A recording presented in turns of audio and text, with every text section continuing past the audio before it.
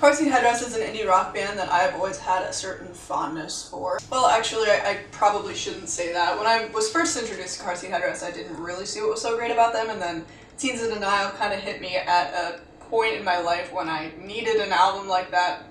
And ever since then, I've kind of been listening to their material more carefully and realized that Will Toledo as a songwriter just has a lot to say that you should be paying attention to, and also the instrumentation is pretty solid for a modern indie rock band. I'm sorry, my camera just randomly died. Car Seat Headrest has released a ton of material not signed to a label, and then in 2015 he signed to Matador Records and released Teens of Style and then Teens of Denial immediately after. Twin Fantasy is one of the efforts that was released solely on Bandcamp. It seemed to be a kind of fan favorite for a long time. Now, the production on this album I have mixed feelings towards.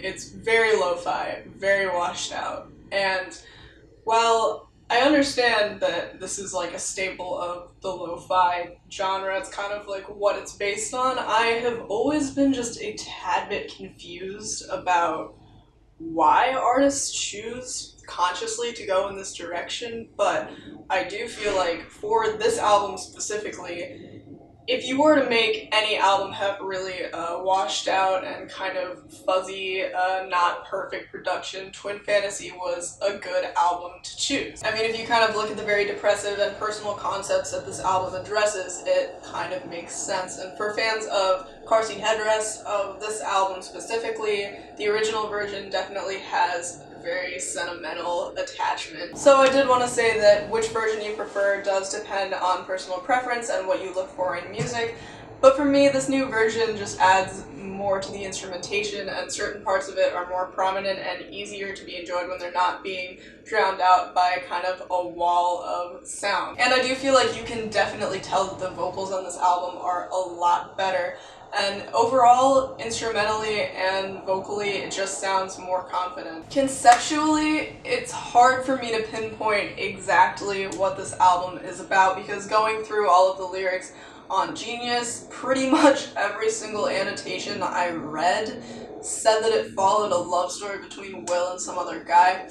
But then again, I feel like I can't find this anywhere, but I feel like I remember reading at some point that Will said, like, not to assume that that's what this album is about, or kind of hinted at like some sort of music publication like writing an entire article that was just blatantly inaccurate about the situation. So I'm not gonna say whether that is or isn't what this album is about, but something I can say about the lyrics for sure is that they're very emotionally youthful, and I mean that they kind of take this angle of not really knowing exactly where your life is headed, and definitely naive romance and infatuation for someone. Whether this album exclusively follows a relationship or not, it definitely has this sense of I'm in love with you and you're the only thing in my life that matters. Like any other Car Seat Headrest album, this definitely has a lot of quotable one-liners and lyrics. Some of my favorites being, I'm almost completely soulless, I'm incapable of being human, we said we hated humans, we wanted to be human, hold on to the ghost of my body, you know that good lives make bad stories. Jesus Christ, man, I feel like this album could sound like Corey Feldman's Angelic to the Core and still be like a 5 or a 6 just for the lyrics.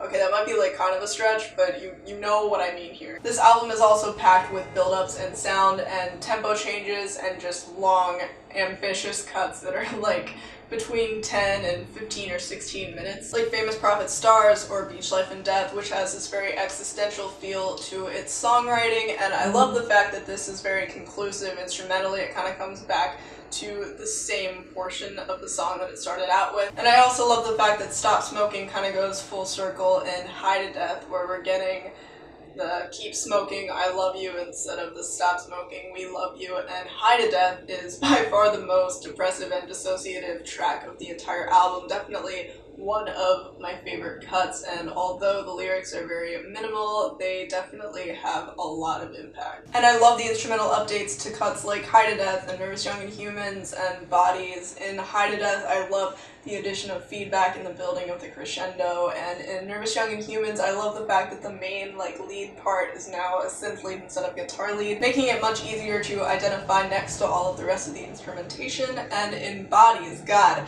this cut is just so much more epic in the 2018 version. Its recording is just so much clearer and more impactful, and I definitely feel like it's a standout song in this version, which it never really was in the original. And I like the slower tempo in the intro of Cute Things so much better in this version, as well as the dancing synth lead in between the verses. And I like the fact that in Famous Prophet Stars we're getting a piano part instead of exclusively just guitars. But the extra 6 minutes on this song does kind of make it a tiresome listen. Not that I don't enjoy all of the tempo changes and everything going on, it's just that at around the 10-minute mark, I guess I kind of expect the song to be ending, but it isn't. I feel like certain parts went on for too long and just could have been cut. But conceptually, Jesus Christ, this album really has it all. Sober to Death is about two people kind of into each other romantically, sharing in similar mental struggles. Cute Thing is the most blatantly and unapologetically romantic cut on this album.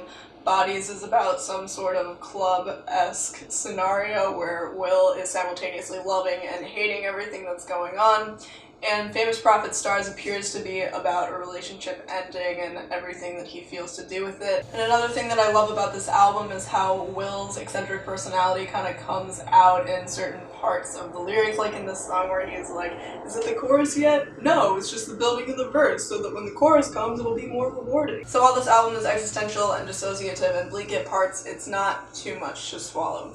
And the only thing that has kind of always bothered me in Twin Fantasy is the last track, Twin Fantasy Those Boys, is just a little bit sleepy and boring for my taste. I mean, I don't think that it necessarily needed to be 6 minutes long, although I do like the lyric, I haven't looked at the sun for so long, I've forgotten how much it hurts to. And there are points when I feel like all of the reverb of the original version could have been incorporated into this new one in some sort of way, just based on how gloomy it is. But for the majority of the cuts here, the more that I listen to them, the more that I love them, which is why I'm gonna give this thing a 9 out of 10. Does this go in my year-end list? Like, nah, I'm confused. Like, this is not technically a 2018 album, it's a reworking. I don't know, I guess I'm just gonna see what everyone else does, but yeah, like, is calling this my album of the year justified now? Because, like, I haven't given anything a 9 yet.